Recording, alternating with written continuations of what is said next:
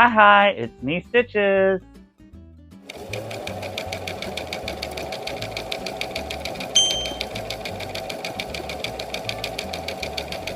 Willkommen, bienvenue, and welcome back to my channel.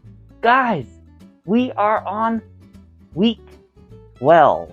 That means we only have one more week of the 13 weeks of Genderween.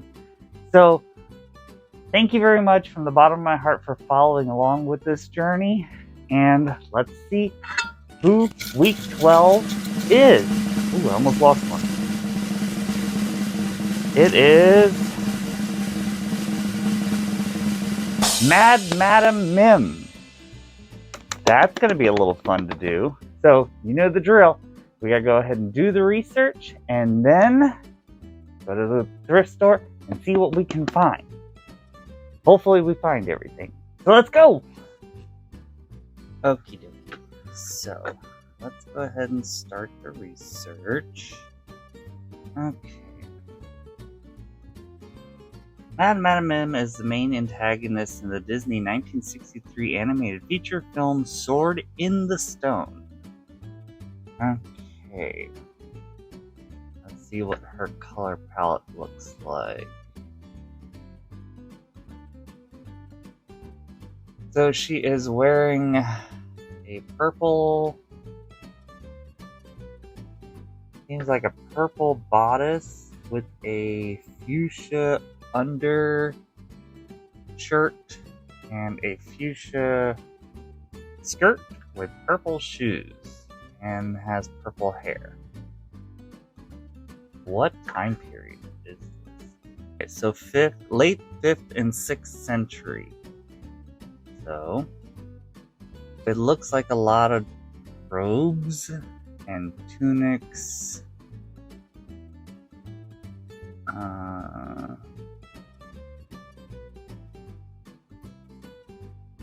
Very similar to this. Classified as 5th century. Let's look up 6th century. 6th century. Okay, so this looks more closer to what Sword in the Stone looks like. From the cartoon, actually. So a tunic style with robes. Let me see. She is a witch. So if I was doing a female, this is what I would pretty much do for her. Now I just need to find the male equivalent of that. Tunic, baggy pants, shoes. I could probably use my lace-up sandals that I have. And then I'd have to make this tunic and those pants. This could work. Something similar to this.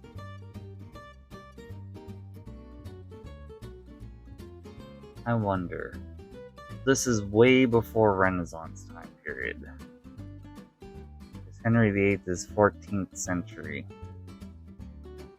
So let me see what I have in patterns and we can go from there. Okay, let's see what we got in patterns.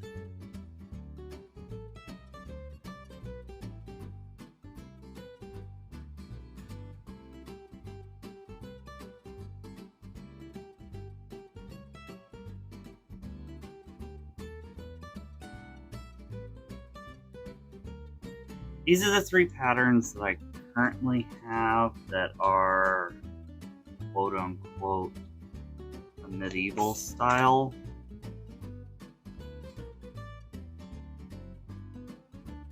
This one has a tunic pattern in it, so I could use this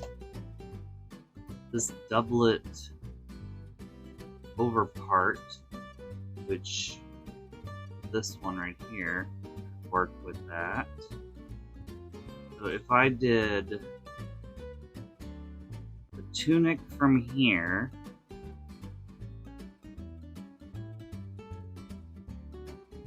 Okay, so book is Patterns of the Theater. Let's see. Basic tunic. Basic tunic is pretty much this with a little slit in the front. So I could just draft my own. What I could do is use the pattern from here and just draft some sleeves onto it and basically make a medieval style shirt. And make this doublet. So make the tunic pink, make this purple, and go to the thrift store and try to find pink jeans or white jeans and dye them pink. And then I'm gonna try finding one of those blankets that I can dye. That would give the quilting, and I wouldn't have to buy all the other supplies. So the next step is to basically go to the thrift store and see what we can find. Again, I don't want to spend too much on this. I may go through my stash for the undershirt because I think I have some linen somewhere. So go with that. And that'll probably end up being dyed along with the jeans or whatever I find from here. So it'd probably be easier for me to find white jeans and dye them pink along with the undershirt. Those two will be dyed at the same time. This I may end up trying to find something that I can dye. I have a lot of purple dyes. And yeah, let's see what's available at the thrift store and we'll go from there. And if I need to change up this whole entire thing and make it more modern, then we'll go with that. So we got a game plan. Like always, we can go ahead and go through what we have in our own stash. So these are the shoes that I'm thinking about using, and I may put those off to the side, but I also have some Renaissance style boots. I do have a pair of white jeans, which I really don't care what happens to these things. They've got holes in them on the knees and everything, so I'll probably just dye those pink. Now, let's see what purple wig we have.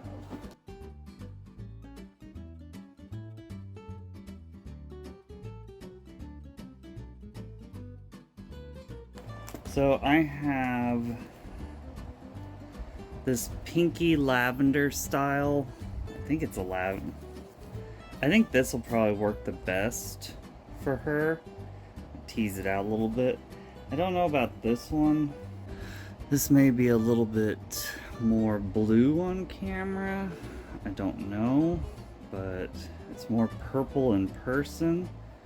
And I think I'm just gonna go with this one. So, okay, next up is thrift. You know what? I'm just gonna use this shirt as the tunic. That's the one I was actually wearing. So, yeah, I'll throw this into the wash and then go get some pink dye and use that shirt. So all I have to do is make the doublet. So it's day 2 and we're gonna go ahead and go to the thrift store today and then potentially run to Joann's afterwards so I can pick up that pink dye. I still want to find something that's quilted. Hopefully I find a blanket or something so that I don't really want to quilt something. So if I can find something that's already quilted and then just cut out the pattern and sew it together, ta-da, it's done. I don't want to quilt unless I'm actually making a quilt. So, and again, I think that shirt that I wore yesterday, once it's washed and dyed pink, will work perfectly for a tunic, and then the pink pants underneath it will work great as well. So I already have the undershirt and the pink jeans. All I gotta do is keep an eye out for purple shoes and also for something cool to like a blanket or something that hopefully I can dye. This may be an experiment, but let's go to the thrift store and see what we can find. So this is the only thing I found that's quilted here at the Goodwill. So we're probably gonna have to see if this will work. So worst case scenario is that the yellow and the white dye purple and the gray just goes darker. So we'll see. So let me show you what I got from the thrift store. I got that blanket that I showed you, and a tablecloth that's linen.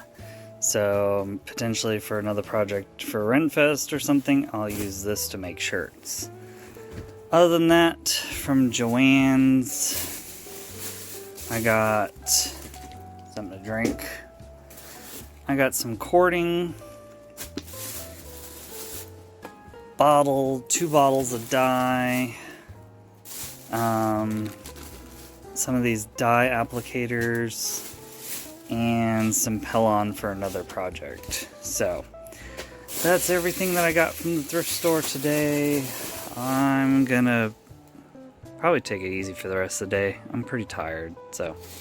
But that's what I got. I'm going to wash this and try to dye this. Hopefully, cross your fingers that this actually dyes somewhat purple, because I want to use this pattern, have it go vertically like that for the doublet. So that's what I got.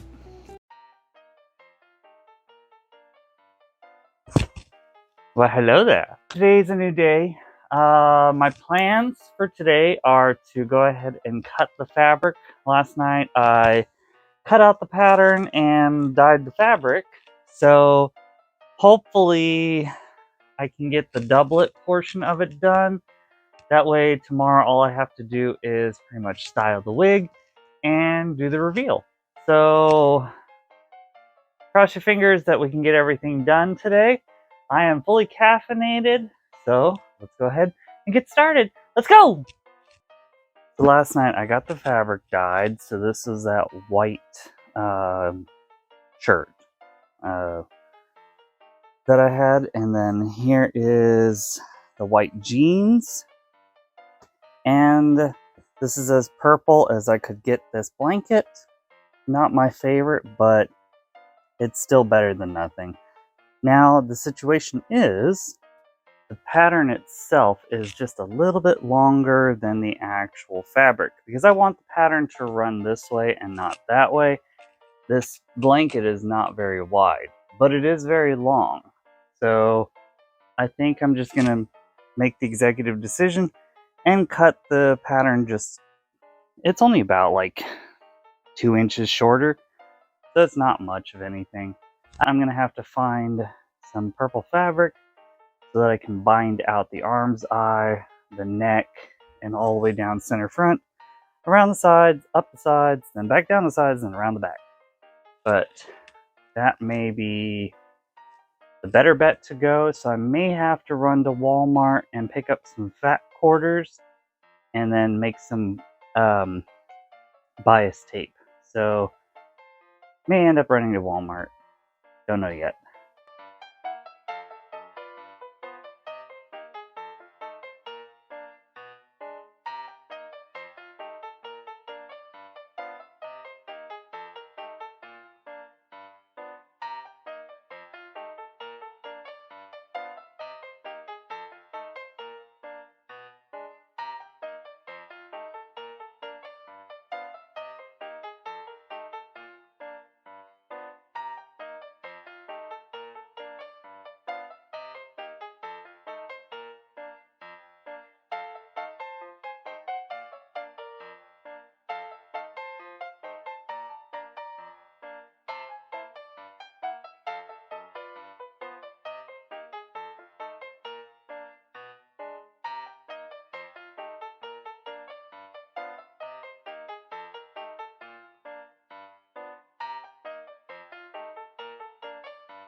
So what I can find is the Beauty and the Beast purple. It has some grays in it, and I guess that's what I'm going to be using for the bias tape, because I don't have any purple and I don't really want to go shopping. So again, you're only going to see probably about that much of it anyways, so we'll see how well this goes. So I just finished 14 feet of continuous bias, and yeah, fun part about having glasses is that the steam fogs them up half the time. But you've seen me do 14 feet of continuous bias. Here's a reminder. 14 feet of continuous bias tape binding from a fat quarter. Slice a 45-degree angle along one of the longer sides. Right sides together. Align the raw edges of the short side, stitching up with a 1/4-inch seam allowance. Lining up with the raw edge of one of the diagonals. Draw a line in 2-inch increments. Line up 2 endpoints from the same line. Shimmy down so that the end of one line joins at the beginning of the next. Stitch up this seam at a 1/4-inch seam allowance and trim along the continuous line. And so go out there, save some money, get a $1 something fat square from Walmart and turn it into 14 feet of continuous bias. Have fun! And this is the update so far. Now I gotta bind everything out. I used the original binding from the bottom of the blanket to bind out the inside of the collar. And now all I gotta do is bind everything out with the bias tape. And then figure out, since the front of this calls for leather and I do not have leather, but I do have these burlap napkin holder type things. I'm thinking about just cutting the little squares and using burlap down the front. Again, she's a, witch of the woods, so I think it would give it more of a natural tone. I don't know, I'll try it and see. So I've decided I'm going to change this up a bit. So I'm going to put a dart right here and make this a crossover, because I'm just going to put like 3 buttons right here. One right here, one right there, one right there. And essentially that's the way it's going to look. 1, 2, 3 buttons, and I'm taking inspiration from Asian design to change up this style of doublet and making it something that I would potentially wear again, but I don't know. I'm just playing around with it right now, but I'm thinking about putting a dart there and right there, because wearing it with a center front, it looks like it's supposed to be my dad's, and it's very large on me, and even though I cut it out in my size, it's very large.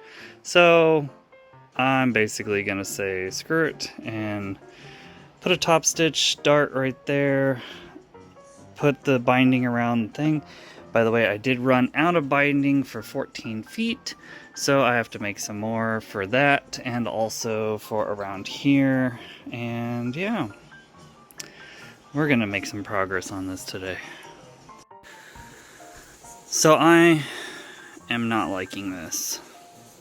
Not liking this at all. So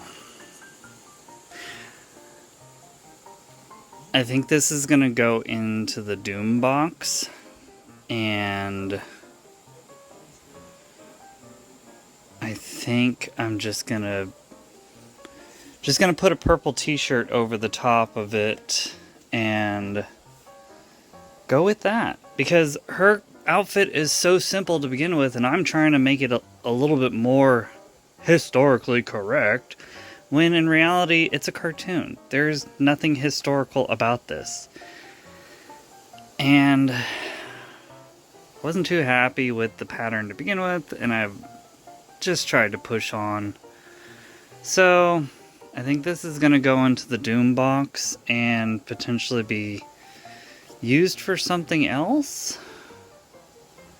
I don't know. It might have been a waste of $4, but I'm not happy with it. So I'm gonna sleep on it, fuss around with it, do some laundry, and then start getting dinner ready. But I am not liking it. I don't like it at all. See you tomorrow.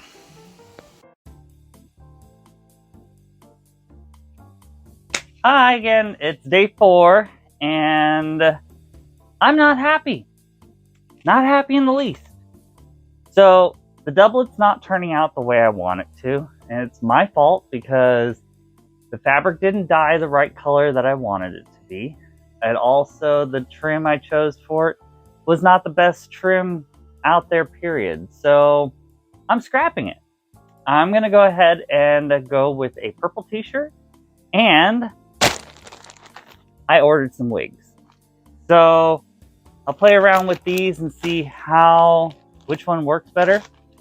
Hopefully this one does. And then we'll go ahead and do the reveal. So, without further ado, here's the reveal.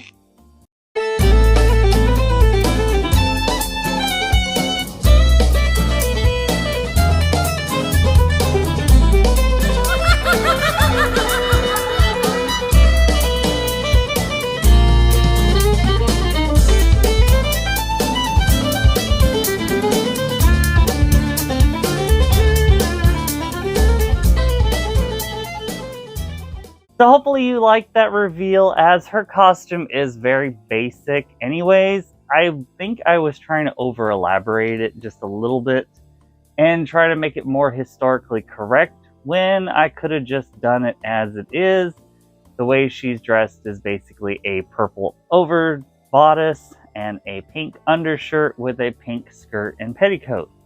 As I didn't have any purple shoes, I just basically threw on a pair of shoes that I had, which I used for Tinkerbell. Oh well. With more money and more time, maybe I'll revisit her later on. The one benefit is that I did order 2 wigs from Amazon, and they came in record time. So maybe I can use them for other characters. I don't know, but now I have 2 purple wigs, or lavender wigs, more than purple. So remember, you have to be happy with what you're wearing. And not everything works out the way you want it to work out. Sometimes wigs just don't work out the way you want them to work out. Sometimes outfits don't work out the way you work out. Don't let that discourage you. Pivot your plan and come up with something else, and it may be more enjoyable than you think it is. And you may like what you have created a second time versus a first time. And remember, a first iteration of any costume is always a trial run anyways. You're not going to come out right out of the gate looking 100% perfect, especially with a limited amount of time and a limited amount of budget. So later on, or save up some money, do a second iteration of this character. You might surprise yourself, and you probably come up with something better than what you did the first time. So I'll see you next week when we go ahead and do yet another episode of 13 weeks of Genderween. Remember, it's the last one. So, juicy!